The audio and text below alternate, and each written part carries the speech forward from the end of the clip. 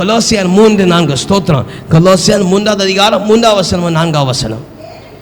ஏனென்றால் நீங்கள் மரித்தீர்கள், உங்கள் ஜீவன் கிறிஸ்துவுடனே தேவனுக்குள் மரித்திருக்கிறது.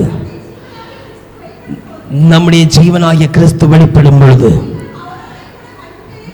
நீங்களும் அவரோட கூட மகிமையில வெளிப்பட போறீர்கள். அல்லேலூயா. அதுல எந்த மாற்றமும் இல்லை. அல்லேலூயா, அல்லேலூயா. நீங்கள் கிறிஸ்துக்குள்ள வெளிப்பட போறீங்க. அல்லேலூயா. ஒரு மகிமையின் சாயலோட வெளிப்பட போறீங்க. அல்லேலூயா, அல்லேலூயா.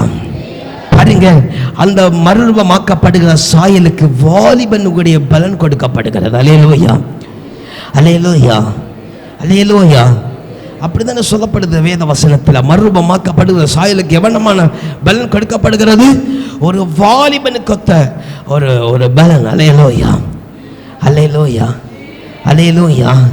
நீங்கள் யாவரும் அதிலே பிரவேசிக்க போறீர்கள். அல்லேலூயா, அல்லேலூயா. அந்த பிரவேசிக்கிற இடத்துல நீங்கள் உறுதியாக பிரவேசிக்கும்படிக்கு கர்த்தர் உங்களோட வாசம் செய்ய விரும்புகிறார்.